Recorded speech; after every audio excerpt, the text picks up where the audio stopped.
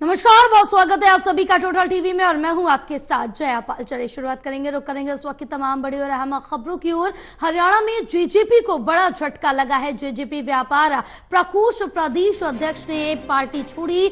सुरेश मित्तल ने अपना पद और पार्टी छोड़ दी है। सोशल मीडिया पर पोस्ट करके ये जानकारी साझा की। इस वक्त की बड़ी अपडेट आप तक पहुंचा रहे जो हम बताते चले कि हरियाणा में जेजेपी को ये बड़ा झटका लगा है। जेजेपी व्यापार प्रकोष्ठ प्रदेश अध्यक्ष ने पार्टी छोड़ी है। सुरेश मित्तल ने अपना पद और पार्टी छोड़ दी है। साथ ही सोशल मीडिया पर पोस्ट करके ये जानकारी दी है।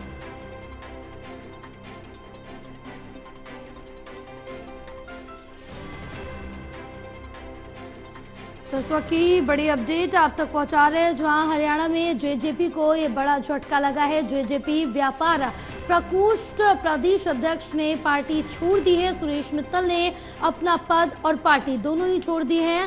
सोशल मीडिया पर पोस्ट करके जानकारी साझा की है। आगामी चंद महीनों में विधानसभा चुनाव होने, लेकिन उससे पहले एक बड़ा झटका जेजेपी को हरियाणा में लगा है और जेजेपी व्यापार प्रकोष्ठ प्रदेश अध्यक्ष ने पार्टी छोड़ दी है। पार्टी और पद से इस्तीफा दिया। उन्होंने पार्टी छोड़ी और सोशल मीडिया पोस्ट कर ये जानकारी साझा की है। तो बड़ी अपडेट आप तक पहुंचा रहे हैं जहां जेजेपी को ये बड़ा झटका लगा है, जिसके साथ ही आगामी चुनाव के मद्देनजर रखते हुए अगर बात की जाए तो एक बड़े झटके के तौर पर देख सकते हैं, क्योंकि पार्टी प्रकोष्ठ प्रदेश अध्यक्ष हैं, उनकी तरफ से पार्टी छोड़ी गई तो एक बड़े झटके के तौर पर देखा जा रहा है।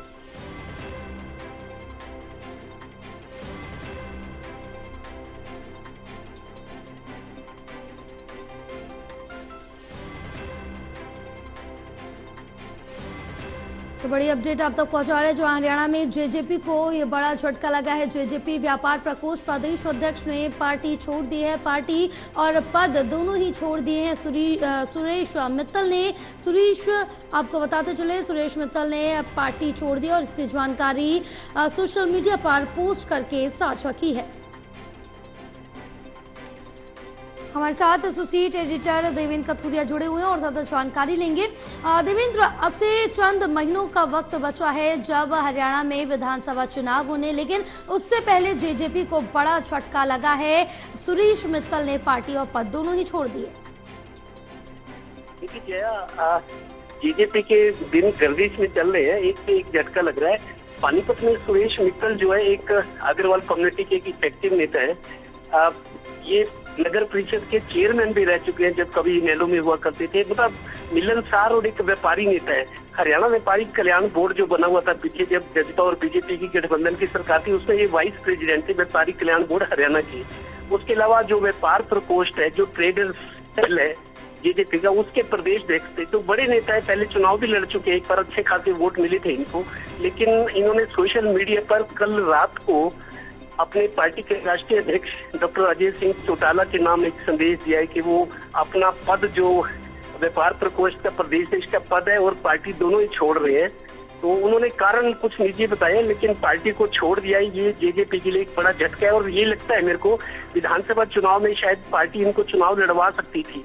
हमने देखा पीछे करनाल में या संध में जो एक बलजीत टूरन थे, उनको भी लोकसभा चुनाव जेजेपी लड़वाने की तैयारी करी थी। उससे पहले ही उन्होंने जेजेपी छोड़कर मनोहर लाल का साथ दिया और बीजेपी ज्वाइन कर रही थी। अब चूंकि विधानसभा चुनाव आ गए हैं, शायद जो बड़े नेता है पार्टी के जेजेपी के पास दरअसल बहुत सारे लोग छोड़कर जा चुके हैं, उम्मीदवारों का भी टोटा है। तो मेरे को लगता है सुरेश मित्तल को पार्टी चुनाव में उतार सकती थी विधानसभा में, लेकिन उससे पहले ही उन्होंने, क्योंकि समीकरण या पार्टी की जो कमजोरी है, जो चीजें सामने आ रही हैं, उन्होंने उससे पहले ही पद और पार्टी छोड़ दी है। तो इसको विधानसभा चुनाव से जोड़कर भी देख रहे हैं। शायद उनको लगता होगा कि कोई परिस्थितियां जो राजनीतिक है इस वक्त जेजेपी के लिए काफी हालात मुश्किल बने हुए हैं, तो चुनाव से पहले ही उन्होंने पार्टी को अलविदा कह दिया। और एक बड़े नेताओं में ट्रेडर्स, व्यापारियों के नेता थे, व्यापारी कल्याण बोर्ड के नेता थे, चुनाव पहले लड़ चुके हैं, अच्छा रसूख है समाज में। तो इस वजह से अगर वो पार्टी उन्होंने छोड़ी है तो पार्टी को एक बहुत बड़ा झटका मानूंगा मैं।